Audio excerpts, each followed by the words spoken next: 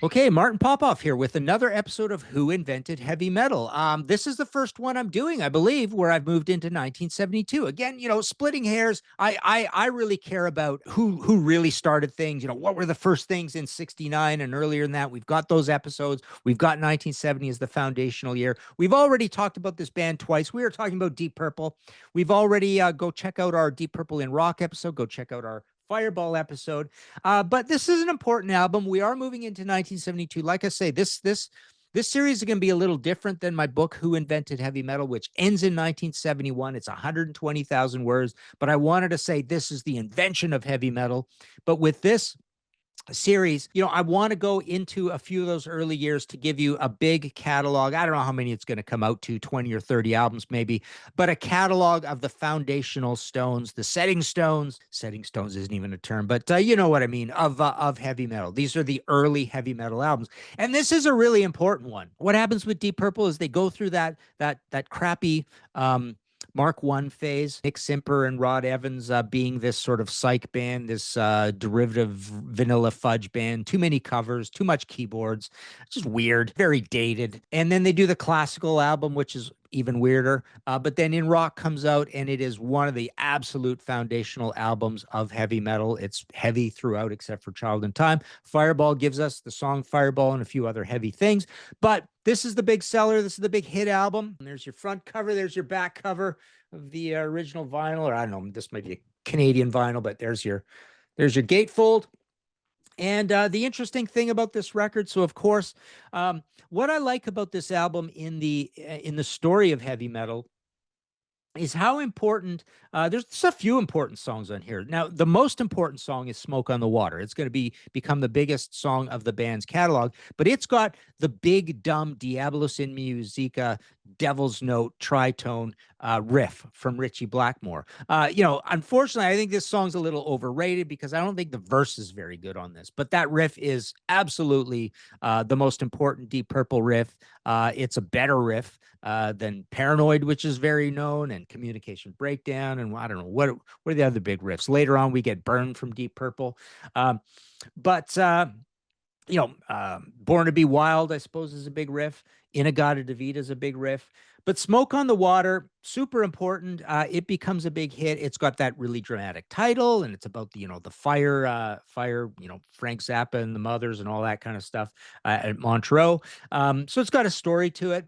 But also on this album, you get some other foundational, really good heavy metal songs that are flashy in different ways. We've got Highway Star, which is just really fast and interesting, and it's got this it drives home the point of John Lord, even though he's a keyboardist, being part of the heavy metal sound because he's doing this kind of grinding rhythm guitar sort of sound with his Hammond organ and rotating Leslie situation, right? And then you've got Space Truckin', which also has this cool title to it, and it also has a little bit of Diablos in Musica. So it's got that Secret Agent Man riff, you might call it, but it's a good, again, action-packed song. So it's got these three really cool, flashy songs that helped sell the heavy metal story. I guess that's an important way of putting it. It's also got Lazy, which is a big, important song on here. I never liked it because my whole idea with the invention of heavy metal is I love the idea of heavy metal being invented as these bands run away from the blues as far as possible. Lazy is just a rote blues. I think it's dull. It takes up way too much space on the album at 7:19. It's too much jamming. So I don't like Lazy, but it is probably, I would say, I would say it's tied with Space Truckin' and Highway Star as the secondary most important songs in this album after Smoke on the Water. This album also has my very favorite Deep Purple song on it, and that is Pictures of Home. I think that is a really cool, kind of gothic, dark, power metal-y sort of song. Even though it's a shuffle, and I'm not a big shuffle fan, I think they do a glorious job of it. It's got beautiful interplay between Ritchie Blackmore and John Lord on it.